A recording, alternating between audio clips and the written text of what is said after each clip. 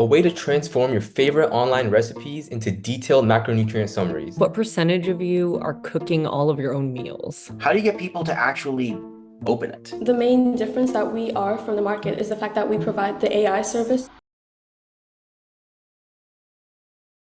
Hello, my name is Shlok. And my name is Ethan. And this is Let Me Cook, a way to transform your favorite online recipes into detailed macronutrient summaries, tailored to your fitness goals. Our ideal user would be a person who wants to achieve their fitness goals in a fast and effective way. So meet Sophia. She says, I'm extremely interested in fitness, but after using a lot of apps for nutrition, nothing has really worked. Sophia is a teenager that's been consistently working out in the gym for over 6 months now, but she's seeing minimal results. What Sophia fails to realize is that building muscle does not only consist of working out, but also intaking the correct amount of macronutrients. And so Sophia has developed a severe case of body dysmorphia, which is extremely common amongst the teenage population of Gen Z. But Sophia is not alone. What Sophia and many other teens are experiencing is called exercise-induced stress, which can lead to declining performance and potential injury. 30% of teens suffer from this, resulting in symptoms which can all contribute to premature death. Let Me Cook relieves this stress.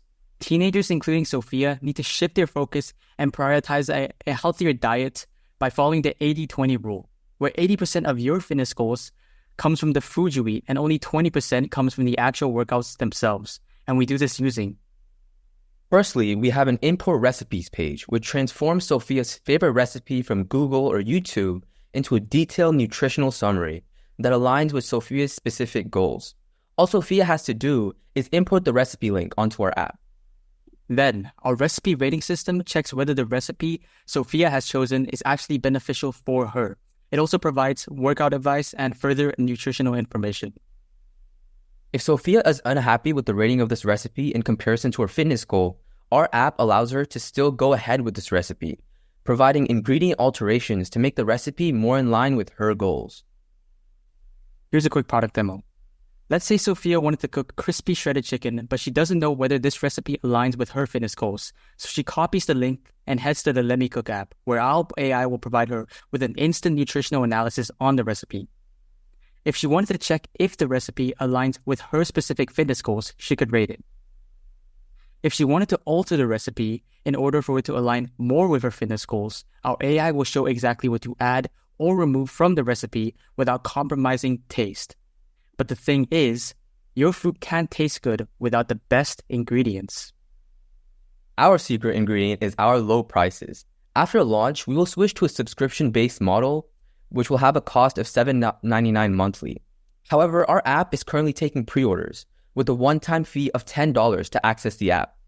In fact, we've already gotten 9 pre-orders, which represents $90 in revenue in just the first few days of outreach. And this is without investing in any major marketing efforts or creating eye-catching product showcases, which shows the immense potential of our product. And as for our competitors, Sophia has used Lose It and MyFitnessPal but isn't seeing any real muscle gain.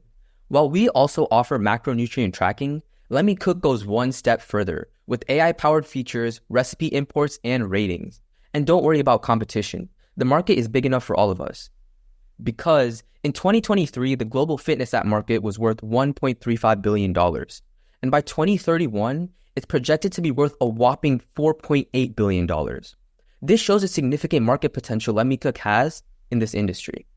In order to continue scaling our business, here's our future roadmap.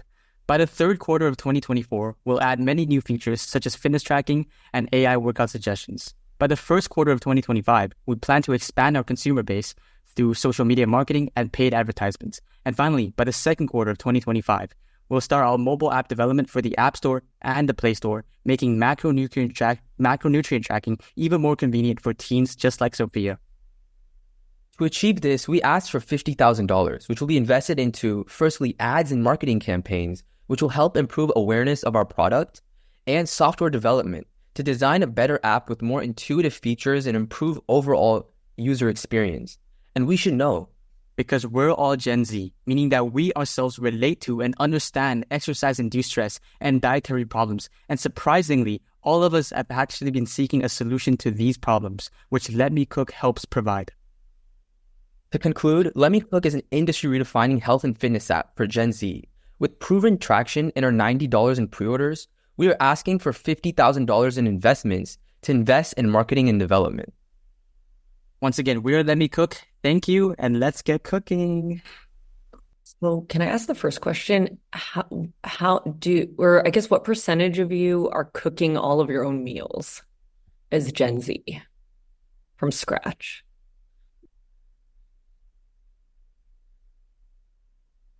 Or do you have research, I guess for you personally, but also what's your research on that for teens?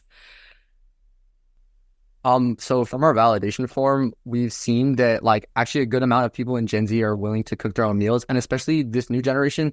There's been an uprise in trend of people going to the gym, and when people go to the gym, they love to do like meal prepping. So they'll cook their meals because they want to meet their specific goals. So our app helps them like quickly align their fitness goals with using this app, and then also further goals in the gym if they're trying to gain muscle or gain weight or whatever the case may be.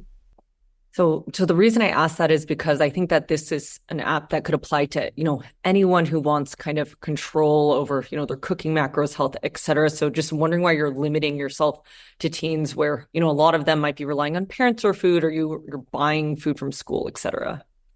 Like, why limit your audience, your target audience to teens? So I think we're limiting our audience because like our main idea was to like allow for imports from like YouTube, Google, and also social media. And that's the main reason why we're limiting to Gen Z, because Gen Z are like the major users of social media. And if they want to, let's like import a link from like, or wherever, like YouTube or TikTok, then I think that was the main reason why we tried to stay within Gen Z. I mean, first of all, super cool that you can actually import from video. I do wonder though, the kind of person who's interested in macronutrients is probably, there are some tools you can use, like Chronometer didn't make it in, but that's one of the ones that most of the gym junkies I know use. What are you thinking to make it something that is, not just something that, is enough for them, especially because those apps are free and you're thinking of charging money.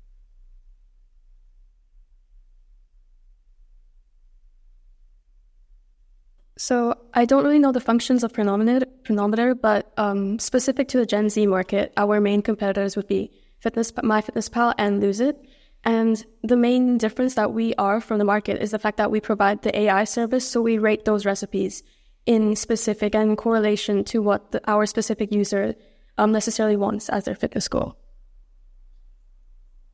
So one of the hardest things with fitness apps is actually getting people to open it. MyFitnessPal, for example, has horrendous churn. So you managed to make the importing easier, which really great job, actually. That's like a really cool idea to really lower the barrier to entry.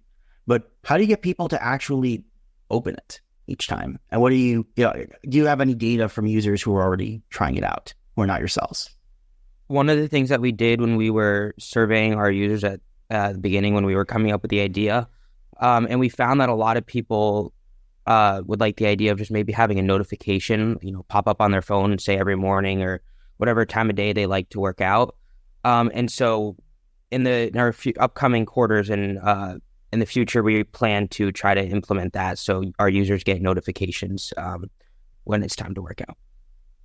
Yeah, and adding on to that, we also, like, in the future, we wanted to add something like an accountability chart. So it's kind of like something that would be keeping track of your progress and how many times that you're using the app, and kind of like a progress tracker that you see on other typical fitness apps.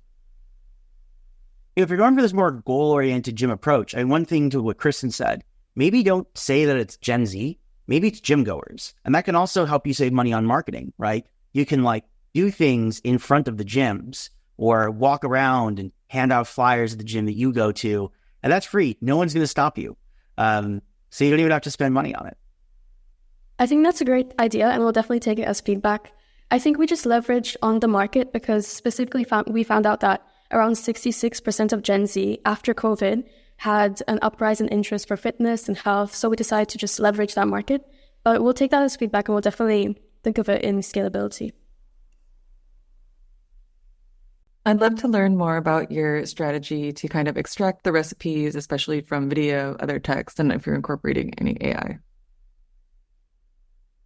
Yeah, so our app is based on the Google Gemini features right now. So as of now, our app only works with Google and YouTube recipes because Google isn't allowed to process TikTok or Instagram video. However, we have tested it with Google and YouTube videos, and it works within that. But in the future, we're hoping to use an AI that's able to analyze like Instagram Reels and TikToks, because I know there's a lot of recipes, like trending recipes, that get posted on there, and Gen Z and gym goers like to see these recipes, and then to have a way to either alter them or see if they're aligning with your fitness goals. That would be our goal for the future. Okay. Earlier you said part of your strategy of targeting Gen Z was because you're able to do social media. So I think like TikTok and Instagram would be big parts of that strategy. So I just wanted to call out that maybe what other judges have mentioned, like the audience that you're actually going for, if you can't even get from those other social media sites, like I might revisit that strategy and then go for people with more purchasing power. Yeah, I think moving forward, like we want to make it so that it's not only when people want to import a link, they open our app, like it's also when they want to search for recommended recipes for their fitness goals. So I think moving forward, we can expand that to like a wider age range of consumers.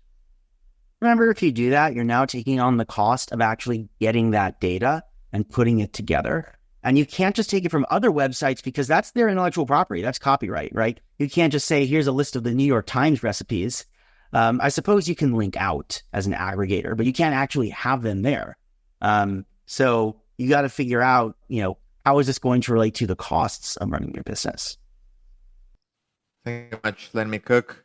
And thank you, judges, for the questions. Next team, please. Like, what's up,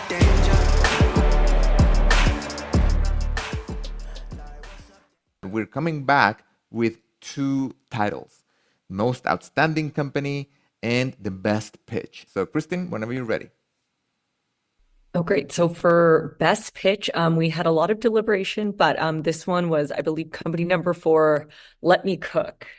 So we're really excited, right, about the idea to transform online recipes into summaries, and we felt the team communicated that really clearly. I think what captivated us across the board was the fact that it was so clear, who your audience was, what you were building. There's an intro with the actual link. We got to see the feature itself, and just extremely clear. Want to emphasize again, what the problem is and how it solves it.